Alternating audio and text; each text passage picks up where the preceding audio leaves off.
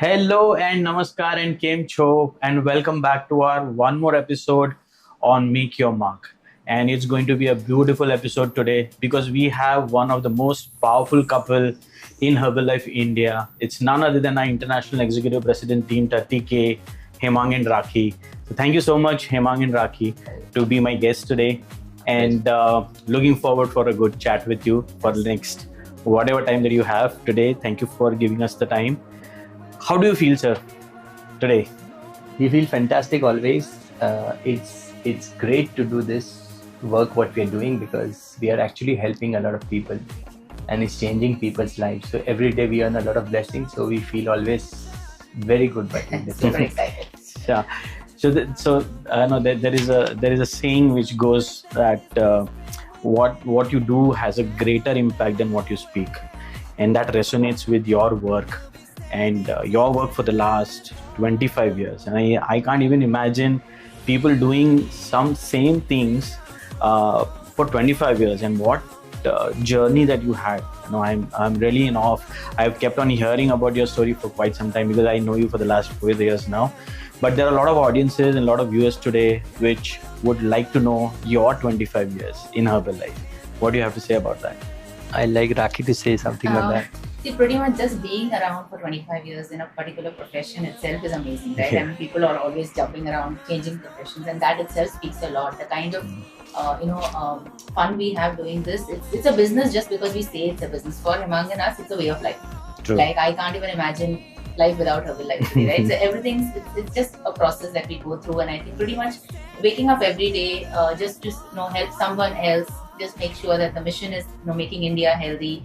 And it's for us today, it's become like amazing because we enjoy every step of it, and more than the business, it's the people we've become. For us, both of us, True. what we were 25 years ago and what we've become today is unimaginable. And whatever profession I look at, where I was before in the finance sector and the banking sector, there is just no way we could have achieved it. So True. that itself is amazing. Yes. We were always looking for something which not just helps us to get out of our situation, which was pretty not really good, living in a chawl with 11 people in a small house. You know how Mumbai is. Yeah. And, I'm born and brought up in Mumbai. Find a way to get our generations out of that mess, out of that lower middle class situation. So we had to find something which would make that change in our life. The easiest option for a middle class was to go to a foreign country. And that's how we went to New Zealand. And there I was working 18 hours, she was working 12 hours, I was doing 3 jobs. So we didn't have a life, my health was suffering. So I was looking for something to do from home. And through a small ad in the paper, we were invited to a Herbalife opportunity meeting in New Zealand, saying that India is opening and they were looking for Indians. Yeah. So it's very strange. 25 years ago, when you go in a foreign country, nobody is looking for Indians. It's not a great category where people are, mostly they were laborers and workers going there. So when I went to the meeting, I saw that, I liked it, I got started. Initially, I got a lot of resistance from my family and her in a big way. So for the 11 months, I didn't do anything. And around November is when India opened. So January we joined and 11 months it took for India to really open. And by that time, we had decided to use the products. Actually, she started using the products because they were going to expire. Oh, yeah, that's the catch here. And then the whole journey started and India opened and we came here and the whole thing changed. So it's absolutely amazing. 25 years, we are just getting started. It looks like yesterday, okay? It just looks like we started yesterday, but It's a long journey, but a lot of memories, lot of things have changed. A lot of things have changed with you. A lot of things have changed with the business also. But I had a question in my mind. When you're looking at a person, Indian person in a foreign land, a New Zealand country, it has an impression of a very laid-back attitude there. People are on their own. They don't want to mingle around what we Indians like. We talk. We are more social than them. How difficult it was initially, because I kept on hearing few of your the short stories here and there, that the kind of effort that you had to put in New Zealand while you had started. Anything you want to say about that journey? Pretty much the population of the country is 35 lakh people, right? True. So in that, when you try and reach out and you are in a particular city, I'm talking of the entire country having that kind of population. So getting to people itself was a big task at that time. No technology. right? So it's not like I'm sitting on a meeting on Zoom or something and getting a lot of people. Everything's physical. You've got to go. Invitation is physical. Generating that inquiry in the market is physical. Reaching out to them, explanation, everything. So it was quite different. We had something called neighborhood letters at that time, so we would write physical letters, and it was never, Xerox copies were never like, it wasn't good to photocopy and send the letters. It has to be a personal touch. Personal thing. So I remember sitting down writing 100 of neighborhood letters, my God, sending them, going and putting them in the mail. And he's done his bit of waking up at 5 o'clock in the morning, doing flyers, because he had an 18-hour job. You have these huge dogs who are, always there guarding the house. They don't know it's like you're there for the flyer or you're there for something else. So the minute you're trying to put, and I think he'll give you that part of the story, very funny. But it was a lot of manual work trying to even reach out people at that time. A, because no technology, and B, because the population was like, I mean, in Mumbai you can have 35 lakh people in one area. In station itself, when you rightly mentioned, one suburb would have more population than that. Yeah. So it's very different here today and very different then. That's one. Yeah. And it's cold most of the time there. Yeah. So it's the weather itself is... So it's always dark, gloomy, it's cold. And then the roads are not straight. They are going down, they're going up, mostly going up and going down. So you're walking there and you have to go to a letterbox and put a flyer. And most of the letterboxes say that do not put any marketing flyers or any promotional material. And then most of them are working. So they have a huge dog which is as big as me or maybe bigger, and the dog is always ready to attack you. So that's how you do the flyers first to start with. And then the calls you get, and like you said, people are very laid back. True. Second thing is, you accept it or not, there is a huge divide between them and us, because we come from Asian, Indian background. So they're not very happy to maybe do a business with you or associate with you. It's not a said thing, but there is always a sharp line drawn there. So they will not want to do this with you as much as possible. They will want to do it with a local. Yeah. And the local unknown people person don't want to work. Yeah. So it's tough. When I went to the first meeting, it was supposedly a big meeting. And the big meeting is 30 people. Only 30 people. So there are 2 crore to 5 crore sheeps there. And there are 30 lakh people. So I think if you could sell it to sheep, would be more sense. True. It's an amazing thing. So in the last 25 years, you have seen so many, I would not say ups and downs, but then you have seen so many different ways of doing business. And I'm sure there are certain things which have not changed in last 25 years. But there are certain things which have changed, absolutely changed. Now, as you rightly mentioned, something like Zoom, we never imagined. Not 25 years, in fact, not even 5 years ago, we could imagine that we could do business in this sense. So with you, in the last 25 years, there are certain things which you have taken forward for the last 25 years and you kept it with you, because that's the way we understand our business and we understand our people. And certain things that you have kept on changing. So anything that you have in your mind where you think these things will never change in our life, and certain things will keep on changing, or evolution will happen, or certain things that will have to keep on adapting because of the times are changing. Now we are hearing a lot about so artificial intelligence, for example. So how do you prepare yourself? Because you are in 2 worlds all the time. One which is a traditional world that we belong to, and one which is a modern world. And I always feel that we are the most stuck generation. And I have kept on saying this because we are not either completely practical, which our generation Z is, nor we are completely traditional, what our mothers and fathers are. So we are somewhere in between.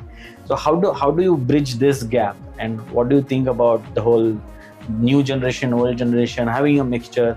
Because you as a couple have been doing this for the last 25 years. So you have a rich experience, and you have found some kind of an equation somewhere, a formula to have a successful journey. I think the constant in last 25 years, the only thing that is constant is change. True. So you have to understand that things are going to change, and you have to be ready to adapt with the change.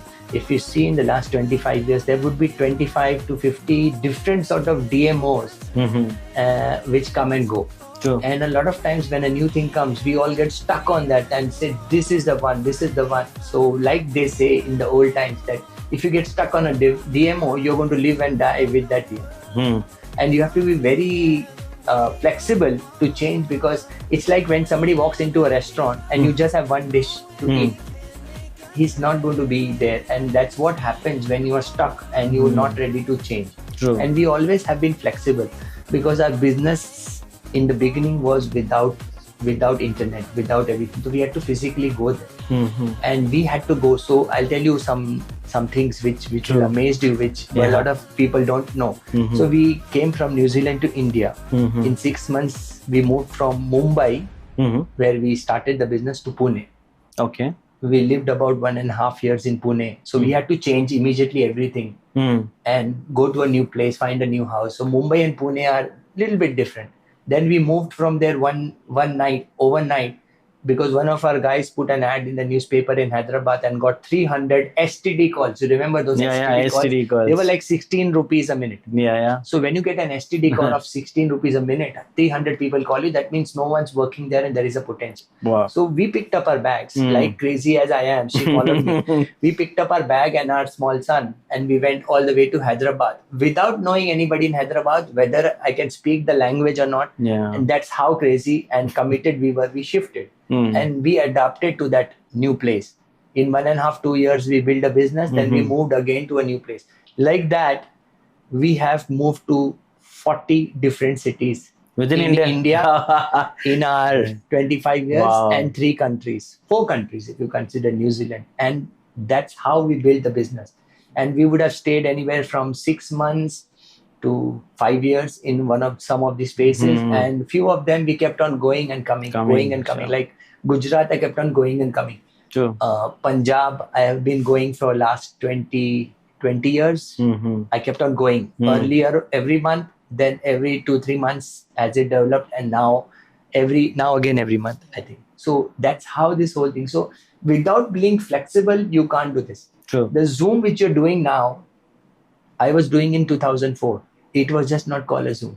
Whatever internet option was available on Skype. I would do a Zoom. I would do a Zoom meeting. What we're doing now on Skype. Skype. And I would have a similar sort of a meeting, HM, everything. So I was doing this already. So for me, the world shifting to Zoom is just everyone's shifting now. I had shifted, and we had shifted long back. So that is the magic of adaptability, right? Absolutely. So the more adaptable you are, flexible you are, and you rightly said, now with country like India, which is so diverse, now every 200 kilometers you have a different culture, different cuisine, different thought process, in fact, and people do change. So you working in 40 odd cities in India, and finally you settling in Amchi, Mumbai. But then there are a lot of things that you have learned here, because there are different dialects, people, different way of thinking. A person who is in Punjab would not think similarly what person in Mumbai would think. Mumbai is considered to be a fast-paced society, and we are too practical about it. Though we like it or not like it, but somehow because of the city, we have become that. So the business that now we are seeing, and in fact you will be also be noticing that we are looking at tier 2 and tier 3 cities, and that is where the new generation people are looking at these kind of opportunities. Also that a lot of government initiatives have been taken for entrepreneurship, and then this is kind of a catching up with people. While you were working, and say last 10-15 years, did you see anything unique or anything which was really stood out, saying that अरे ये मैंने कभी सोचा नहीं था, या ये ऐसा भी business हो सकता है? Because I'm sure you've been doing a lot of trial and error, kind of thing with the new territory. So anything you remember in that sense? Nothing in a particular sense, because I think it's been like through the entire journey, there's been a lot of things that worked and a lot of things that didn't work. Absolutely. Right? So there's nothing been in that sense, but we've always been true this thing that second tier, third tier is the game. Right from the beginning, we've been seeing that a lot of business comes from villages, a lot of places where people don't have that kind of opportunity. The value is very high compared to a metro. Where there's so much opportunities that people might be okay to purchase products but not really get into the business part. So that's there. But there's nothing that has sort of surprised me in that sense, because human beings, you see, this is a people's business. We deal with humans, right? And not one human is going to be similar to the other. In fact, even husband and wife, when you work, it's a project. There are two projects there. You're building the business with them. So long as you're sort of open to giving them their space in how they want to do the business, so long as they stay in the boundaries of Herbalife, you'll see that they really flourish very well. And that's something we, both of us do. We work with people, giving them the platform of the basics, the foundation. So within our organization, we have a culture. Like everyone will know you and tell you that, okay, Hemang and Rakhi ka organization. Certain things are there within the It's culture. very, very unique the way it operates, the behavior. That is the whole culture that you have built in so many years. You're probably like a foundation sort of thing. True. So that will remain same whether you want to do this particular method of business or that. The foundation remains the same. And then within that space, we sort of work with them and see what are their goals, where do they want to go, giving them their own time that they want to grow in, that kind of thing. But with human beings, it's always a surprise. Everything's very different. Always. Within every generation, you will find people like I've got people above 65, 70 who are in the business, and like some of them are totally entrepreneurs, some of them are very laid back. Same thing, 18 plus generation. I've got some people who are like, come on, let's go. And then some of them are like, I'm trying to shake them up, So people are people, they'll always give you surprises. And so long as you're in with them, I think you can just, flow. The flow goes on. Yeah. So one thing you mentioned, and it keeps on not bothering, but that there's a question in my mind, and I'm sure a lot of viewers here are also working together as a couple. And with my whatever limited experience that I have with Herbalife, I have seen quite many couples which are very successful. One of them is obviously the Pandits here. So how is this equation working? Like, I'm sure you had your own differences. I'm not, this is an assumption right now, that you had your own thought process, you had your impression about doing the business. So you are somewhere over the years, obviously, or maybe it's a lucky strike that you had the equation set in the first year itself. But when Hemang or whoever decided to start this business, how is this journey being with the couple thing? So it's more of a personal thing rather than the business. So there are two different compartments here, because you are dealing with a lot of negativity outside, maybe sometimes inside, and plus the couple expectations that you have because you're married to each other. So how did you manage this journey? Actually, you don't have to manage much if you are very clear with your goals. So the first thing is, whenever you decide to marry somebody, always marry somebody who have similar goals than you. True. If they are not very good looking, or if they are not very whatever, is fine, because if they don't have the same goals as you have, that's where the whole challenge will come to. For example, I want to build a big business ethical way, and for example, she doesn't want to do that. It's going to be a clash everywhere. So we were very clear that we want to build a business and we want to make a difference in the world. We were very clear from the beginning. We were both looking for something like that till we found Herbalife. Now, once we found it, we both have been very clear that once you show us that this is working, we will go all out. We never complain. The best thing what your sponsor can ever tell you is what our sponsor told us in all these 25 years, whatever happened, good or bad, you never complained about anything. Because I don't have to complain. It's my business. Why would I complain? Now, between both of us, it would be very easy to analyze each other's skills and demarcate the work. I am very straightforward and direct, and she is very nice, and she'll tell you the same thing in a nice. I am like, I'll tell you, you're. So that is where I was mentioning. Sorry to cut you there, but that is what. So every what do you call, a sword has two sides. One, which Hemang rightly mentioned, that he's very practical in approach and he's straightforward. Whereas whatever that so-called the other part of it, Rakhi ma'am covers it with her kind of a sweet voice and making the other understand with the emotional. So let me tell you about the sword.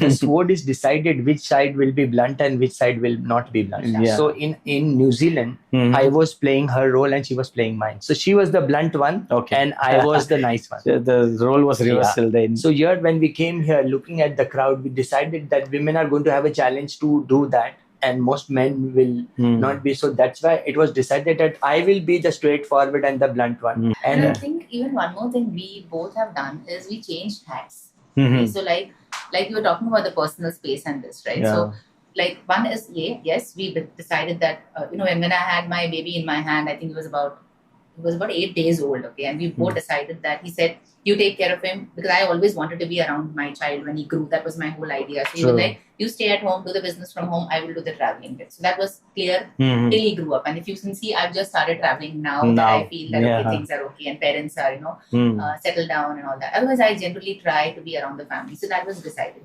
But then for couples, one thing I always say is you've got to change your hats. Like when Hemang and I are talking, there is no wife husband when we are talking of business, because we are business partners. Now, here, if you will expect me to be a wife and I'm like, okay for everything, then the business is going to suffer, because I might see you doing a wrong decision. And because I'm a wife there, and if I just, sort of oblige or say yes, the business is at a loss. So there, we both have worn partner hats, no wife, husband, nothing. 2 minutes later, I might be serving him a fresh or food or whatever, which is my wife duty. So I generally train this to my women as well, that when you're a wife, you're a wife. So you got to respect him, do whatever your duties are. When you're playing the role of a partner in the business, there, my organization, my country, my business, what matters. And I think we've sort of struck a balance on that, and I don't see him, touch wood, I never see him like, tune meko aise kaise bola type thing, because he understands at that time we're talking on the business part. And then when his wife and husband, I make sure that I'm playing that role and he's playing his role. So if women and men can really do that, I think there's a lot of scope, because everybody has their own uniqueness and strength, and if you can really do that,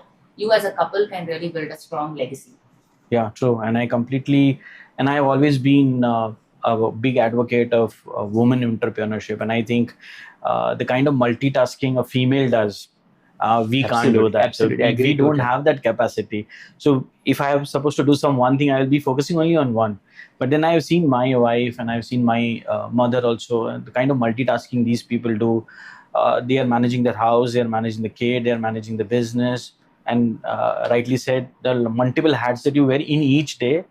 So the maturity or the what do you call, जो कला है वो है कि आप compartmentalize कैसे करते हो, and that is what I think my viewers should take it today, that how do you compartmentalize with your personal life, your business life, and the other duties that you want to do. A big challenge which I see in our business is when the husband wives are working is actually the men who actually create this and not the women.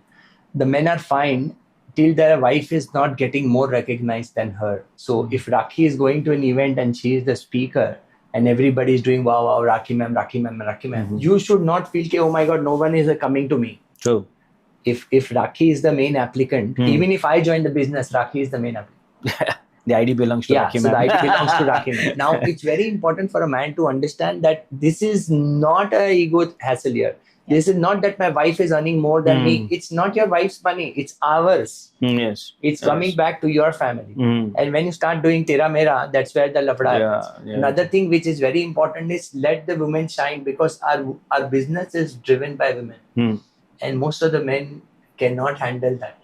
So they don't let the wife shine on stage, in the crowd. They want to be there to get the recognition. They want to get the mic all the time. So if you can just back off a little bit and start working as a team instead of me and she's the wife. So she has to take in the second seat, She can't get more than me. True. Once you start changing that mindset, everything will change between that, because you are two leaders working the same business. So you can multiply your business minimum 2 times, if not more. But once you start doing that, then you cutting your business into half, because all your energy goes in solving that problem. Yes, I completely agree. There are a lot of difficulties that you have seen, lots of ups and downs in the business, in the way we do our business, in the way the structure of the business is, the training which has happened. And I'm sure you have seen so much in the last 25 years. Anything that you want to mention to our viewers where you think that what is the most difficult part of being Herbalife leader? I'm sure that when you are in Herbalife, everything is good. It's everything because the kind of happiness that I've seen here, I've seen nowhere. And I said in my first episode as well that when I went to the first spectacular that I attended, I was aghast and I was just looking at people like, "Itne khush kyun hai?" So I have never seen that kind of euphoria and the kind of energy that these Herbalife brings us. It has changed people, absolutely changed people. It has changed me, in fact, in the last 4 years. So anything that you feel that the viewers should know, or the audience today should know, that what is the most difficult part? So why I'm asking you, we have seen a lot of seasons. So once you understand that this is what pitfalls can be, or this is the most difficult part. So those who are starting new, they understand and they are well prepared. कहते तो अच्छा ये आने वाला है या ये हो सकता है मेरे साथ. So I also prepare and they also prepare themselves that this is what the leadership means to you and the most difficult part of being a leadership. Any thoughts on that? See, there's a very big difference between the world which is inside Herbalife and outside Herbalife, right? So when you're working in Herbalife, you'll see there's a lot of glory, a lot of recognition, a lot of, and even in the beginning when you're there, it's all happy, happy, happy. The thing happens, what happens is when you move out in the outside world, when you probably are in a training, you're all hyped up and you enter the house, you might just get something with regard to some review that people have seen somewhere, something they've heard. And a lot of times, that negativity or that influence is something that people have to be wary about. And that's what I always teach our new associates who come in, that be prepared for that, because sometimes it's us. Okay, we have created that thing outside, maybe by over-promising, not really delivering what we said. True. Maybe being too excited in the beginning when you join the business and too pushy with your family and friends in the beginning. Like, so there are times where people really get super attached or sentimental about Herbalife, and the minute somebody says something, you're like all over them trying to. So that's where you've got to maintain your balance, and the new people have to sort of settle down with that part. If you get through that journey, then you get into your next phase of being in Herbalife for 3 to 5 years. You settle down automatically. People are watching you. Another very important part is you being super fit and super healthy throughout your journey. So there shouldn't be, like he always said, there shouldn't be a before, after and a thereafter. It has to be before, after, and then after has to be like when you're on stage, you either look after or you look better than you after. Better than, because people are watching you, right? So that outer influence or that outer negative energy that comes in is where people start seeing changes. Always teach my people, if they are with you, you're with this, and then on your Insta or your Facebook or your status, they see pizzas. And I mean, I'm not against eating pizza, but I'm talking of junk food. If they see a lot of junk food in your life, then you're not walking the talk. Right? So that's another most place important. where, so as a leader, we see that, these are the basic things that people take care of. And if you're there, you're sort of doing much that you can against that outside world. And then over a period of time, like if you talk about me and my COI, not his, only my COI, my friends, it's been about 25 years that we've been in Herbalife, but I see most of my people joining me now in the last 2 years because they've done their bit of watching, making sure they've explored. They finally realized, nahi, this is the right way to do it. Everything's okay with these guys. They're looking better than before. Okay, she's got the energy, she's got that, and people are now coming back. So you've got to give them time. Yes. But you've got to make sure that you stick on with your basics, and that is something which is really crucial. Yeah, I kept on hearing this from a lot of leadership and my trainings that we usually attend. And one thing, that common denominator that I have, or what I have learned, is that you have to be very patient in this business. Absolutely. So with Generation Z coming in now, and I'm sure you also have a lot of distributors in your organization who are young, with extra energy in them, and they want to go out in the market and change the world and all that. So they have this feeling, but at the same time, they have a expectation of having the results too quickly in this business. How do you make them understand that you have to be a little patient? Because with them, I'm sure with your kid also, I have a small kid who is also high in energy. The generation gap will always remain, and we have to take it with a pinch of salt here. But then how do you manage this gap where you have a young generation? As you rightly said, there are somebody who is at 75 years old, he is also equally excited. But at the same time, somebody who is like, say, 18, 20 years old, and he's all over the place, but he doesn't understand what direction has to be taken. So is there any go-to strategy that you have to make them settle down? So the generation gap is basically a state of mind. It is nothing to do with your age. So most of the people I connect well are under 25 years of age. If you see all my friends outside, they are all 25 years old. Because good. After 25, most of the pain in life starts setting in and people are very unhappy. And I don't want those unhappy people in my life. Now, the important part for you to understand is to explain this, that anything you do is going to take time. And if you want to shorten this whole cycle of success from maybe 10 years to 3 years, you will have to put crazy effort in the 3 years so that you can achieve that. And once you explain this to these Gen Z guys, they understand that. But it has to be explained in their language, in their way, in their type. So that is the first thing. Second thing, you make them understand like they are playing a video game. They are so used to doing like gaming. So when you play a game, when you start playing a game, you're going to lose. very badly in the beginning, but then you keep on practicing. Now if you want to master that game in 1 year where people took 5 years, you have to play that whole day. Similarly, if you master this game, you have to explain them in their language and do the way they are doing, dress the way they are dressing, and talk the way they are talking. True. That's the first thing. True. Second thing is you introduce the most important aspect which everybody is missing in their life is personal development. Okay. At a very beginning, not when they become a leader. Even our customers go through a personal development and make them understand that if you do not make yourself as a better person, you will get the success, but you will lose it because you will come down. And a lot of examples we give them from their generation of people who became successful and now they are broke after achieving success. That's first. Second thing is when they get into the personal development space, make them understand this whole thing is a long-term thing. You don't want to build a business and then keep on working like mad. You want to build a business and build it in such a way that it runs without you. Make them understand that. But if you choose to work more, great. And eventually, like we say, we start you with weight loss and eventually healthy, active lifestyle. Same way they start with earning more money, becoming successful, and taking the mission. The mission, and I teach them very quickly. You need to become successful, get all the things you want to buy, car, whatever, travel abroad, buy the house, and quickly you want to achieve that, and you want to go to that situation in life where you are not working for money. You are working for the mission of changing people's life. And when you start working for the mission of changing people's life, what happens is that job satisfaction, the good feeling you get is so high, you cannot beat that with money. And your personal growth will happen more when you're working for the mission, when you're actually changing people's life. Something like a higher purpose. That you have. More than just maybe a car. Or so I am say we are also Gujaratis. So we have a business mindset and we understand that there is an effort and a reward equation that works in. So more effort I put, more the reward I can expect.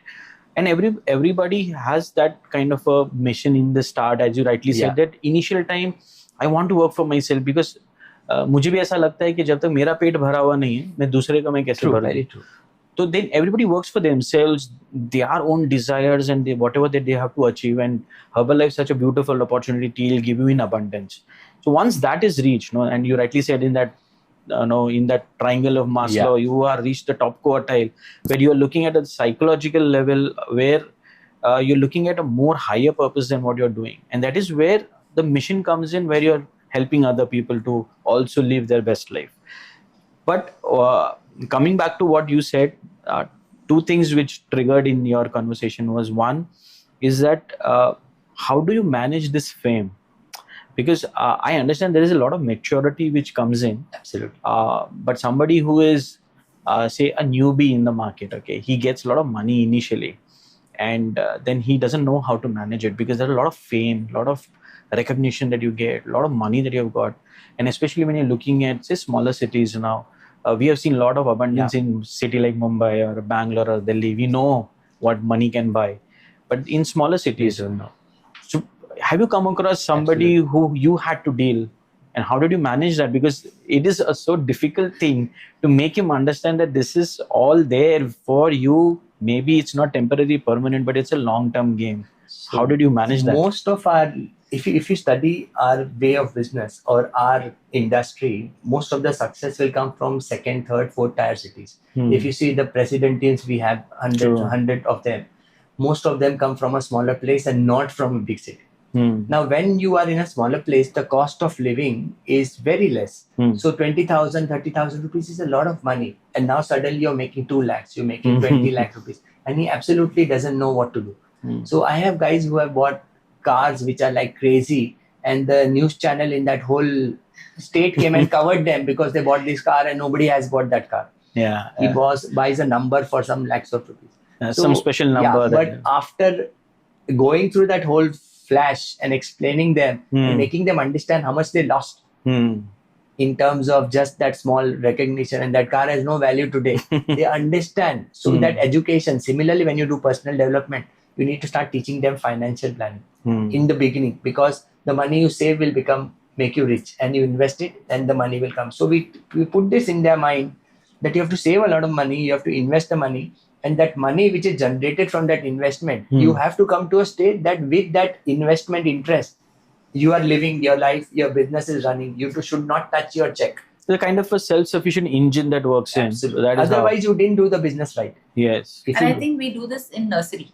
We do this in the beginning. We start right putting from it. the beginning, because I remember his trainings, my trainings, where we specifically told people about being grounded. You know, that's the place you lose you completely lose it. So we do this right from the beginning, and we give them a lot of examples. So I'll tell you something that my dad taught me.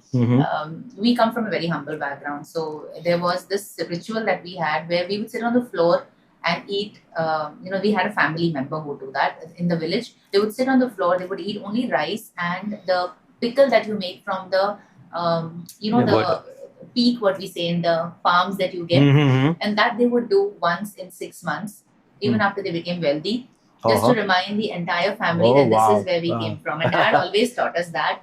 And we always would have sessions in our house where we would do certain kind of things where we would always remember. So he and I have been, always making sure that we pull each other wherever we see that, somebody's sort of started flying. And I think that's very conscious effort that you're putting. But even today, if you see the conversations we have with our leaders, I mean, there's nothing we can teach them today. It's just making sure that we pull them down and we're keeping them grounded, and we're making sure that, boss, you've got to take care of this part, everything else is going to happen. And personal development, like we said, and making sure that you're getting your people grounded is the only key to making sure this doesn't happen. Otherwise, with the kind of recognition, you're Bollywood stars, it's that kind of fame you get, the recognition you get. And we teach them a simple rule that don't let success go to your head and don't let failure go to your heart. No, so the one biggest takeaway from what you're saying is that, and I kept on reminding from a lot of leadership talk that I have, is how to be humble and why to be more humble. So there are a lot of successes you will come in on your way, because it's a kind of a pseudo guarantee that we give. Whether you work here, rewards are abundant. But then being on the humble side is the most difficult part, and that is a culture that every organization has built in their own way. Everybody has its own style, as you rightly said, that once it's 6 months we get down to a level where we are eating only rice. So we remember ourselves from the ground which we came. So everything is being given to you, God's blessing, and everybody is successful. So it's big thing that we need to be very humble at the same time. We also teach them in the beginning that right now it's a golden phase going on for you. There is going to be a bad time where you will not have a big business. Your business will come down. You will have to face challenges. Your check might not be coming as much as it was coming before. So very important to save all this money. You cannot have sunny times all the time. There will be rain. And if there is no rain, then you will not appreciate the sunny days. So it's very important. अगर villain ही नहीं होगा तो hero बनने में मजा क्या है? And we teach this right from the basic. We explain them. A lot of times leaders do these mistakes. They always share their success. We always share our failures. We make them understand that's a big thing. That even now when we talk to people, people say no to us. Even you think we are such a big person, so telling no to you is very normal. Even our people don't come to the meetings. Even our customers don't follow what we are telling. So they understand that it is normal. Even these guys are the top guys and everybody surrounding them to take an autograph and shake their hand. It happens to them, so happening to me is normal. So in this industry, and just that, and I extend the thought that you just mentioned, that still at this age, with 25 years, I'm putting you only 25 years of age because that's the Herbalife age that you have. With this young age also, as you rightly mentioned, there are a lot of no's that you still get in the market. Unfortunately, this industry that we belong to and the kind of business that we do, there is a stigma attached to it. And the way it has been narrated in so many years that this is something which you're not supposed to do. So there are a lot of negativity initially, and still I have seen a lot of people, even after 25 years, I'm sure you also get somewhere some view saying that, "Arey ma'am, aap ye kyun kar rahe ho?" karke types. So if given a chance, if given a power or a magic wand in your hand and you have to change one thing about this industry, what you will change? I think the first thing I would change is the perception it has. And a lot of that perception is validated by everybody pitching the business in a wrong way. And because of the pitch, what is happening out there on a day-to-day basis, and people are trying to sell you the products and push it through your throat, that is why this industry has got such a name. if you take if you go to in universities like Harvard and all, and you take marketing as your mainstream, network marketing is one of the subjects you have to learn. Okay. So it is the best form of marketing where you can reach a lot more people with less efforts. Any other traditional, any other way is not faster. But the stigma attached to it is because the way it is pitched. And in India, many years, for many years, there was no regulation, there was nothing. So people have come, they have taken people's money, develop a chain, and they're just gone. And that whole thing, everybody associates, oh, you are a network marketing. So they put you in the same bracket. And that education has to come across. But if we start talking in a different way, if we start positioning yourself in a different way, this whole thing will change. We cannot do anything with other companies, but we can do it with ourselves. Absolutely. And if you see in our business, you will come across a lot of people who don't position themselves like that. They position themselves like those other people. And then when the person comes and says, "Arey, tum to waisa hi hai na?" You say, no, I'm not like that. But the way you talk is like that. The way you pitch is like that. There's some similarity between the bad experience they already had. Connect to you ना. अगर एक person अच्छा नहीं है या एक person सही नहीं है और उसके बिहेवियर और आपका बिहेवियर मैच हो रहा है, तो वो आपको obviously उधर ही टाइप का he categorized you in the same thing and with bad experience that he already had in some time back. So that whole thing I think needs to change from our side. Forget all the other people around you, they are not doing it. Even in here, if people are not doing it, you position yourself, you change the way you are dealing with people, and it will change hopefully with time, I think.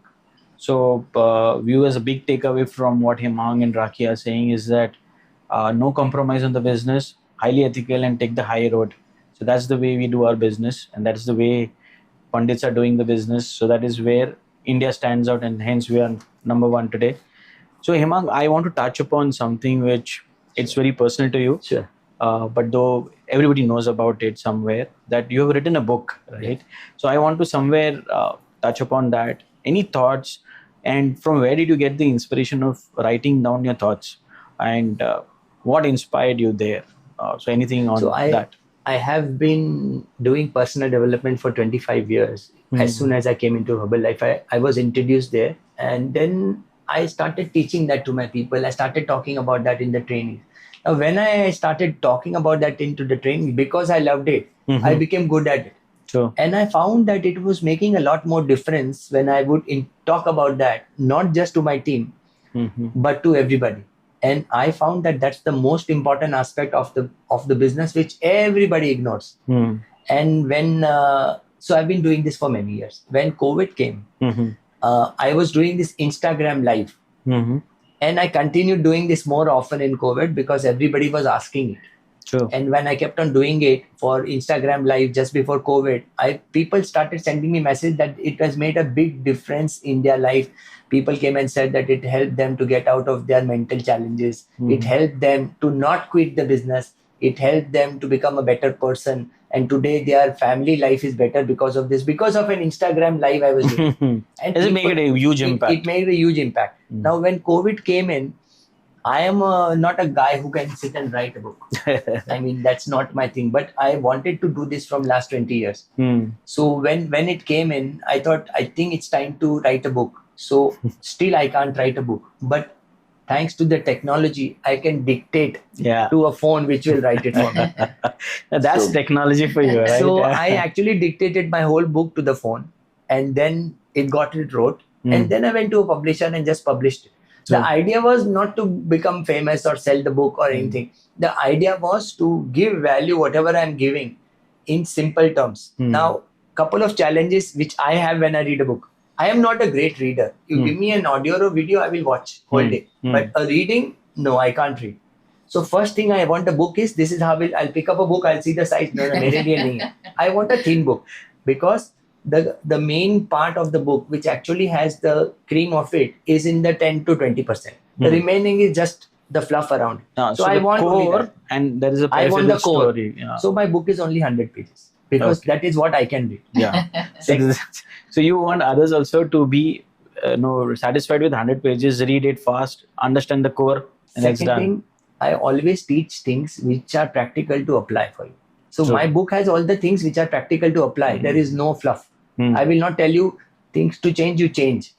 Remove negative from you. But how? How nobody says. And that's where I was getting stuck. कि भाई ये करना है लेकिन कैसे करूं. तो मैंने जो अपने अपने जुगाड़ डाले हैं लाइफ में प्रैक्टिकल, और वो मेरे लिए काम किए, वो मैंने उधर लिख दी. तीसरी चीज जो मैंने चैलेंजिंग पाई, जब मैं बुक पढ़ता था, भाई उसमें बड़े बड़े वर्ड्स होते हैं. Technical words होते हैं, बड़े बड़े words. The vocabulary is too heavy for some people. Even if we are educated in English, the words are so heavy that my head starts spinning after half an hour, and I cannot read. But I started thinking, what about those people whose first language is not English? True. So if you read my English book, you will see not a single heavy word.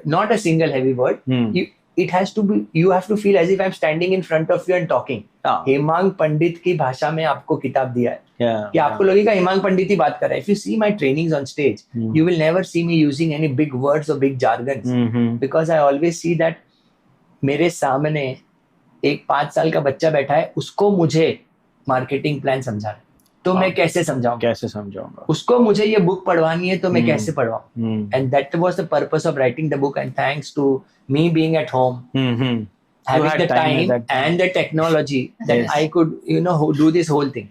So that was the idea of the book, and a lot of people appreciated it. Then the big challenge was to translate into Hindi. What we talk Hindi is very different in Mumbai than the writing in the book. Absolutely. So we were like 5 of us translated the book into Hindi. And we took help from one of our president teams who's good at Hindi. And then we translated. So earlier it was a digital book. Then when COVID took off and it opened up, then we made a physically printed book. Then we had a Hindi book. So it did well. So viewers, you keep on reading. There are a lot of technology. You have audiobooks now. You have Kindle. You have physical books.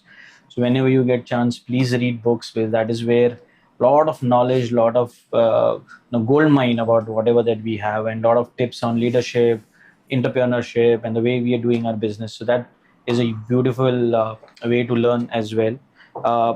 One more thing that I had in my mind to ask you was, in today's world, especially with the fast pace that we are living in, the span of control for the people has also gone down. There are a lot of other reasons for it. So maybe something like Instagram, people are used to do a 30-second reels and 1-minute reel. They want the results faster. They want to see everything in a quicker, accelerated way. With our business, when we rightly said in the start that a lot of patience is required.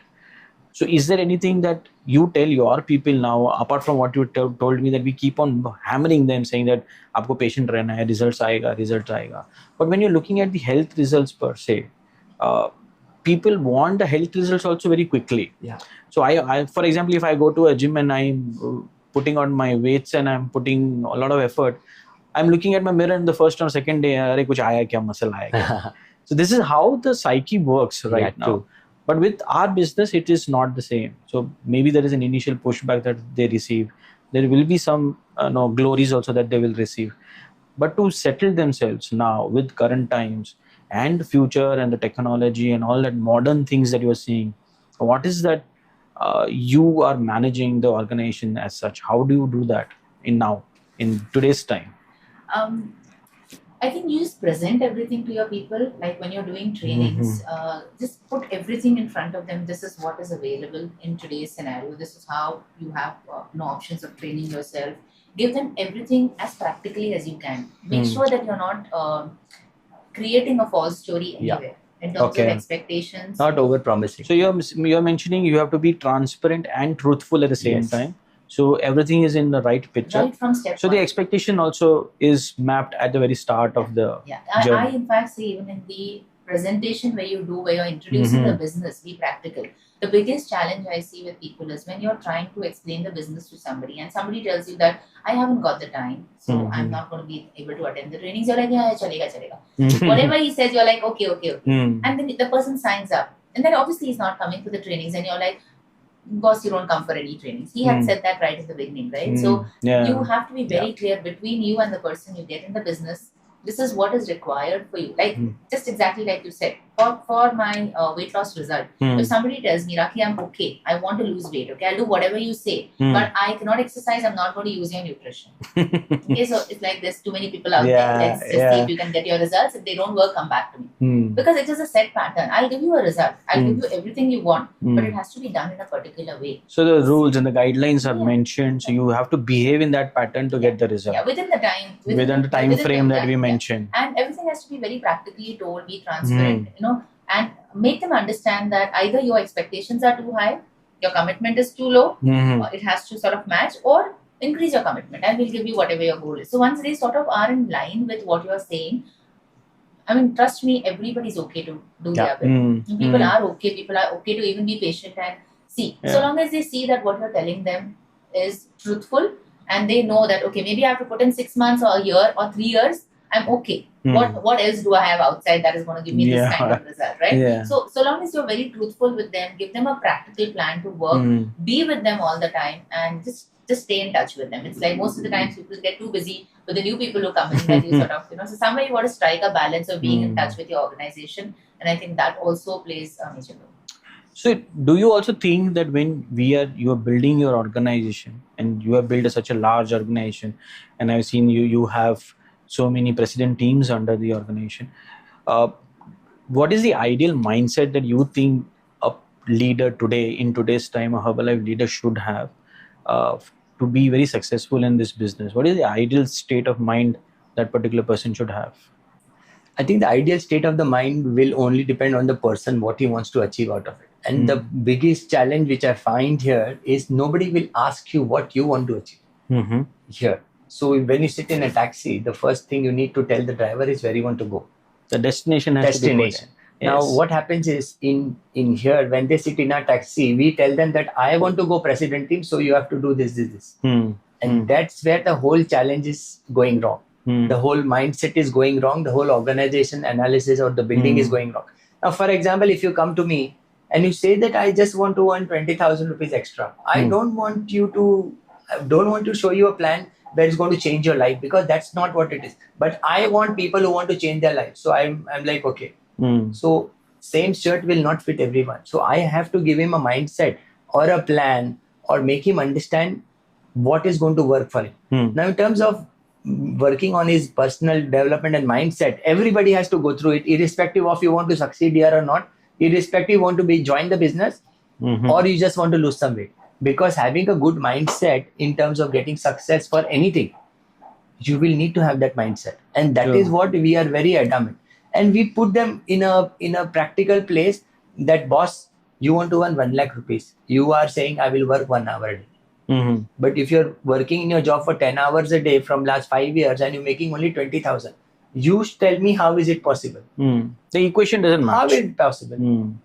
Do you know anybody in your office who's earning 1 lakh rupees? He's saying, yes, my boss, second up boss. How much time he puts? How much time he puts? How much does he travel? What time does he go home? What are the pressures he's going around with? Now, are you ready to do that sort of thing, commitment? Then you can get that 1 lakh. Otherwise, let's talk about 10, 20,000, which you're already putting it, but you're putting 8 hours, 10 hours there. This is going to be 2 to 4 hours. And if you do this, then it will come. Now, this is what people don't do. They are like, yes, to join kar. Yes, to lele product. And then after that, the guy will not achieve. He will leave it. Sure. And guess what we did? We did exactly what the other company people are doing and you are unhappy about. Why? Because you want the sale. You want the money in your pocket, or you want to show a number of people who want to join. Why? Because you think more people will join, so more success. No, guys, those guys will do something productive and generate your business. Then your business will go up. Then your royalties will go up. Not by signing a form.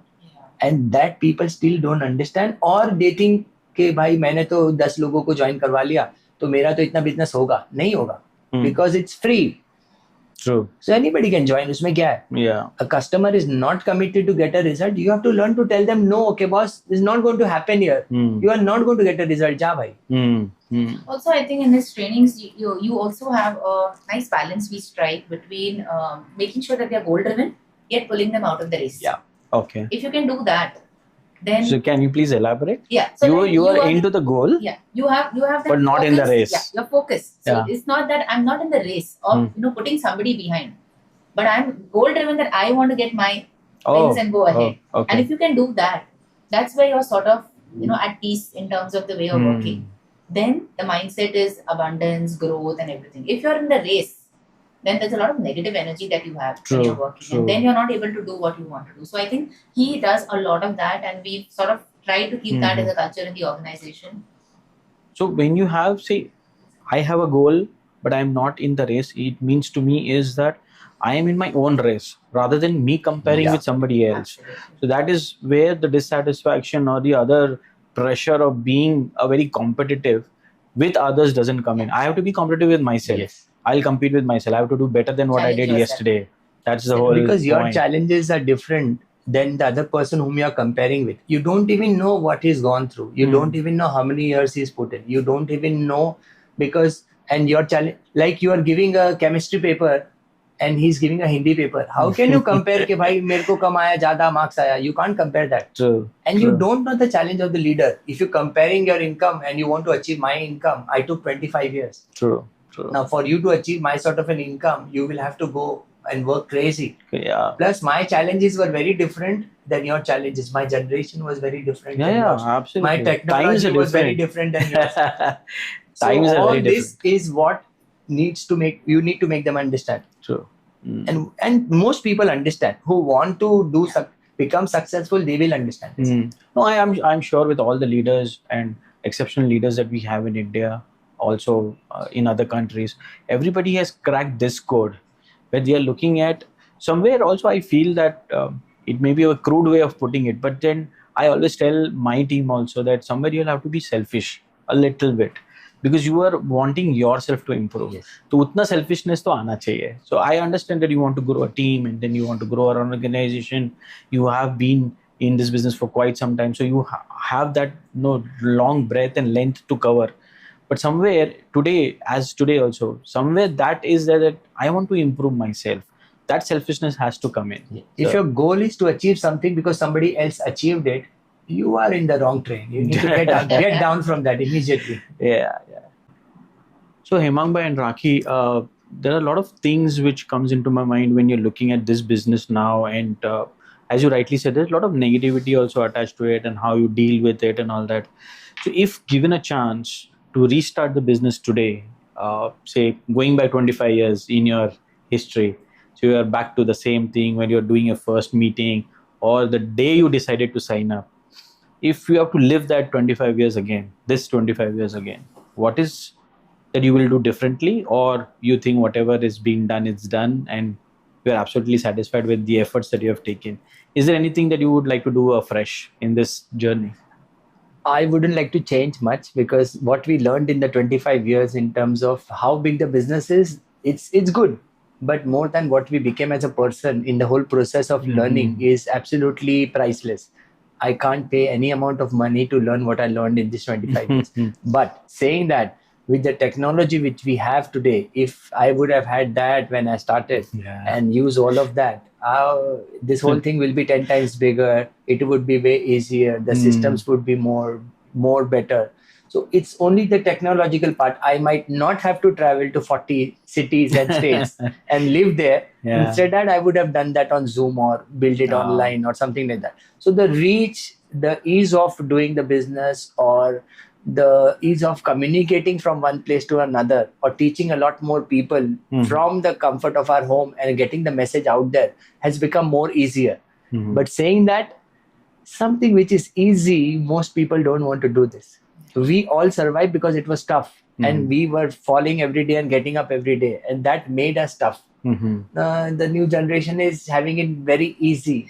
We found the roads a lot of times. जो road पे नाम लिखे हैं ना इस business में, वो हमने लिखे हैं, लेकिन वो रोड ढूंढने के लिए हम बहुत बार उस रोड पे चले और हमें पता चला कि ये गलत है 1-2 साल के बाद.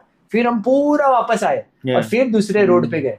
यहाँ पे तो आपको जीपीएस दिया हुआ है, यहाँ पे प्रेस करो, आगे जाओ, राइट टर्न लो, और क्योंकि वो इतना इजी है तो भी लोगों को रास्ता नहीं मिल रहा. So I feel easy is not good a lot of times. I agree.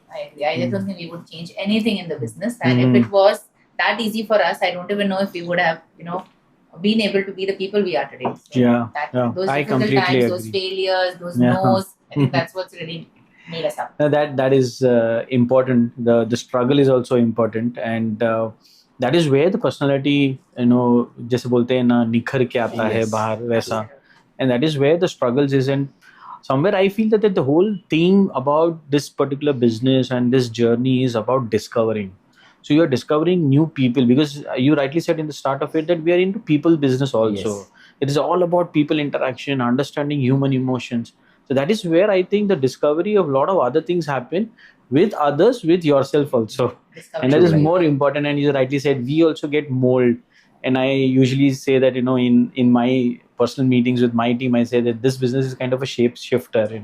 You keep on shifting yourself also. True. And that happens with us also, not only with the distributors.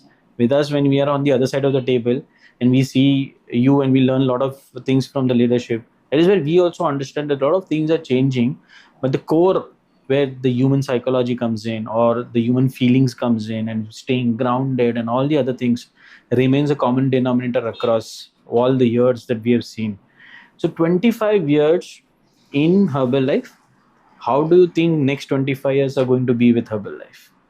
It's going to be mad.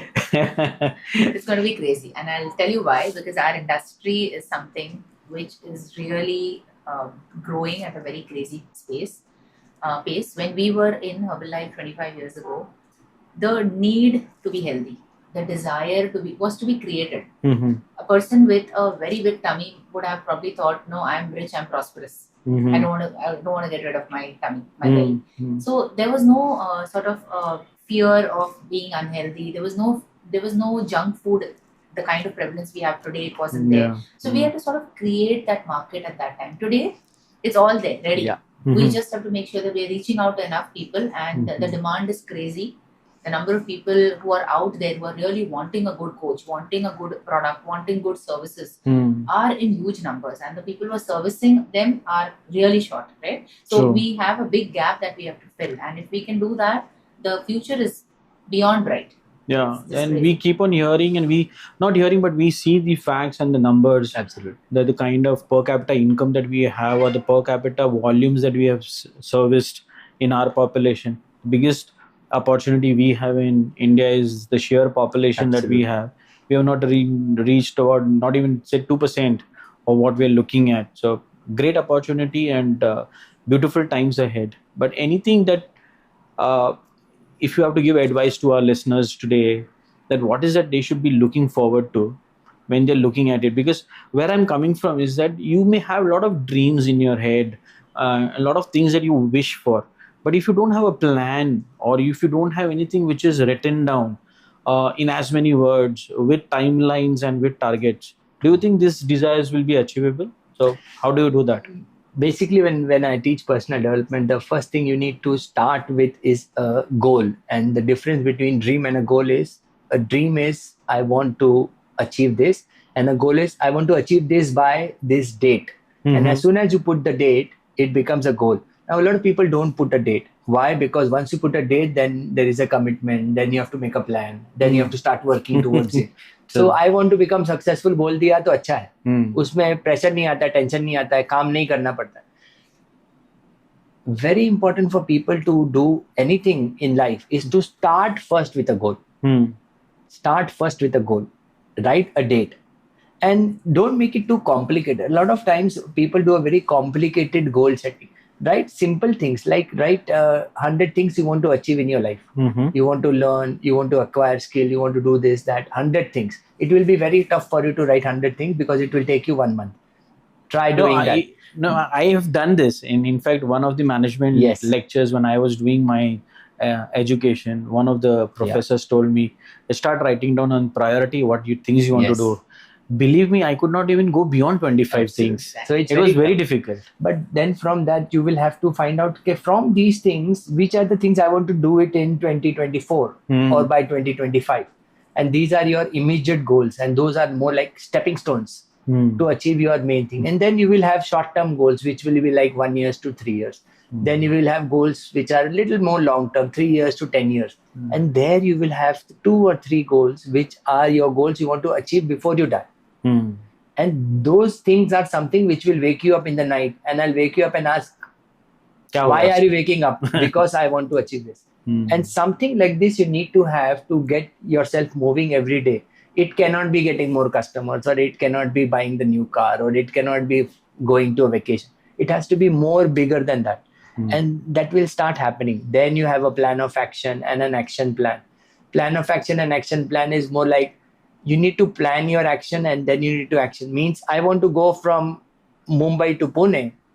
So what are the things I need? Okay, so to go I need a car, I need a driver, these many kilometers. This is plan of action. Now action plan is अभी वो driver लाना है तो किसको phone करना है. Similarly in our thing I want to achieve this particular position. तो उसके लिए मुझे क्या क्या करना है, on a daily basis पे मुझे क्या क्या action करनी है. So that is the difference. So that all has to go, and then you need to be accountable to somebody, which is where everything goes from. There is a good news and bad news of being an entrepreneur.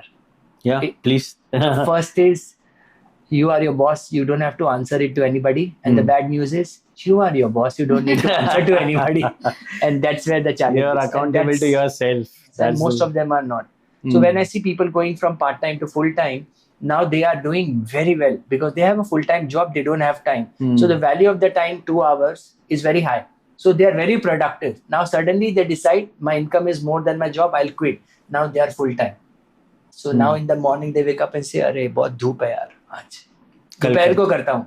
दोपहर को अभी तो difficult है, थोड़ा picture देखना है, शाम को मैच है आईपीएल, कल करता हूँ.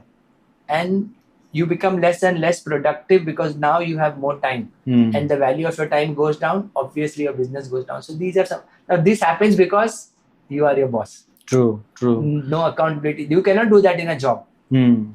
So like Rakhi will tell you that she always teaches that work in your business like a job till it becomes like a business and you are the business owner and you have the maturity of understanding it like a business.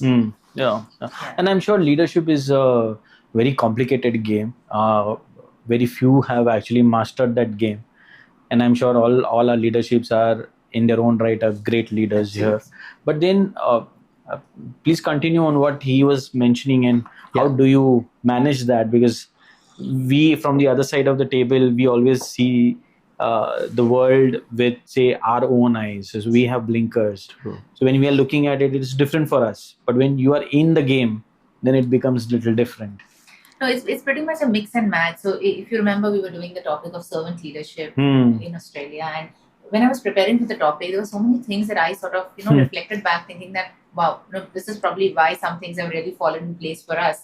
Because that whole attitude there is, being a servant, at the same time having that leadership skill in you. So you guide and you serve at the same time. And I think we've been doing that over the years. And that's one thing as a leader which needs to come into your business. And then from where Hemang was talking of, the big challenge is being the best employee of your company and being the best employer at the same time. So you're the boss and you're the only person working, right? So that's where there is a big tough, because sometimes people get into a management mode because they're thinking that I'm the boss and I have the flexibility. So that's great to tell people, okay, that when you are in a business, you have your own, and you do have your flexibility. I'm not saying that, but not on day one. So you can't enter into the business thinking that, no, I have my time, I'll work when I have to work. It's not a hobby, it's a business. And the scary part about it is, in a usual business, you'll probably invest, crores of rupees or something. So it's different. In our business, it's like hardly anything, right? They'll probably run from nothing to some money depending on what your goals are. So you have nothing that is at risk that really gets you, every day waking up and like, let me do something. So it all comes back to you. And that's the whole balance that you have to be, that while you're, like he said, I always tell people that treat this like a job. At least 8 hours a day. You're not really doing the business, you're working 8 hours a day, but at least 8 hours a day. In the beginning, put in 10, 12 hours, do as much as you can, even beyond that if you want. It will start paying you way more than your job. It will start paying you way more than a business does. Then you start getting into the zone of, being flexible and the boss sort of thing. Otherwise, you're going to go into management mode and it's not going to really take you where you want to go. So, no, I agree with this. The biggest thing is that with a lot of other things, that the layers for leadership is one of the big layer is how do you manage your time? So in your experience, does the time management change with experience? So why I'm asking is that, for example, somebody who is listening to us today is, say, a 1-year-old in Herbalife business. For him, time management, and a person like, or an experienced leadership like you, does the definition of time management change? I think it changes for a new person who comes to me and says, I want to reach to the top and I want to do this fast. For him, time management, my definition for him is anything which is not taking you closer to your goal is waste of time. Don't do it. Okay. Anything, because you want to achieve something in 3 years or 1 year or 2 years, which all of us achieved in 10, 20 years. So if you start getting distracted here and there, you are never going to achieve. But for other people, once you mature in the business and you have a lot of other things to do, the balancing your time is more of a challenge than actually time management. It's more like personal time do ya business time do. So when they are with their family, they are thinking about their downlines, and when they are with their downlines, they are thinking about their family. So they are not able to live anywhere properly. When they are confused between, should I spend time with my organization or should I spend time with my personal line? Should I train more or should I retail more or should I recruit more? So this balance is eventually what is required as you move on higher. But in the beginning, you want to be laser focused and go after your goal like crazy till you achieve, whatever you want to achieve. And then you have this organization, and then you have all these challenges. And these are good challenges. After you become president team, to spend time between your organization or your personal business is a good challenge. You should be happy that you have that sort of business, that you have an organization to think about. So this is what I feel personally. And I think it's just prioritizing urgent, important, not so urgent, not so important. That is something that will always remain the same, whether you're a new person or you're a leader. One night before, just sit and think what you want to do. No, I'm sure with, say, a person who is starting new, his goals may be higher, or he has the energy also higher. He has seen the opportunity in a different fashion altogether. But then when you're looking at a larger organization as such as yours or any other big leader, I think the responsibilities are more than the person who is starting new, because he has his own downlines to take care of. Now you have different verticals and different other people also to be taken care of, plus management, plus administration, and a lot of other things. So I think the higher you reach in the marketing level, more responsibility has been given to you. And as Spider-Man always says, you are with greater power, you get greater responsibilities. Absolutely. So with your words and the kind of behavior, I'm sure it's like we loosely say that you are no less than a celebrity for us. So celebrities as a public eye, they have to always maintain that mannerism and the way they behave.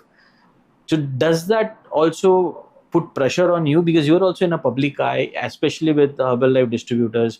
They look upon you and you've been scrutinized basically. You've been looked upon and you've been seen very critically. Ki, Acha, ye sir kya bol rahe hain? Sir ne kya kapde pehne? They'll try to also imitate Rakhi ma'am on the way she speaks. How much of that pressure you feel today? In the beginning, I would feel pressure, but I have grown up with all that. And now I understand. So 99% of your life problems will go away if you stop thinking about what other people are thinking about you. I am not here to impress them with my clothes. I am not here to impress them with my training or my words. I am here to give them value, which I have learned through this, and it's changed my life. So I will give whatever. What shoes I'm wearing, if you don't like it, it's okay for me. What clothes I'm wearing, if they are not your level of branding, it's fine. So I stop bothering about all that. When you're a celebrity, like we are in Herbalife, when you go to an event, everybody's trying to shake your hand and we have to be around 6, 7, 10 bodyguards. It's not fun, trust me. I am not sort of a guy who enjoys that. I would like to sit at the back in shorts and slippers and you keep on sending me my check. You enjoy. That's what I enjoy. So, but because we are in a leadership scenario, we have to be in that space. I behave no differently. And a lot of times, if you put up a face which is not you, and you act, every time you will have to act on your life, and which is not something easy to do. So for me personally, I am not interested. I be myself. I don't try to worry what that person is looking at me and thinking, because I don't give a thing about it. So I don't bother. I got that word. But at the same time, I think Herbalife is giving you so much that you are in the best of everything, just naturally. And so long as you just go in your natural flow, people love you more is what I feel. Absolutely. Just staying there. So there's no pressure as such. But at the same time, we know, like when you're sitting, people are watching you. When we are talking, people are watching each other. So we are aware of what is happening around us. But then because we've always been known to be natural and be our own self, the pressure doesn't come in that sense. I completely, and I'm in agreement with what you say, and that is where I also believe that you have to be true to yourself rather than being to anybody. Validation is not required. Yourself are the biggest validation. And I tell them that you want to know how big a celebrity you are, go where people are standing in a queue. Like for example, let's say you're going to a movie and there's a queue to buy a ticket. Try to break the queue saying that you are a celebrity of Herbalife. They will push you back. They will give you one japa. So outside, nobody knows you. You are a normal person. So remember that. Because apart from this meeting is over, you are going to live in this world. Yeah. True. And if you start behaving like this here, different, outside when you go, you will not be able to be gelling with the whole world where you have to live most of your life. And a lot of people do this mistake by becoming something great here. And when they go at home, they are behaving the same maybe with their family. Maybe they are behaving same with their friends. So they slowly start losing those people out of their life. You have to be very careful what you're doing there and not get carried away. Again, I want to say this. Don't let success go to your head and failure go to your heart.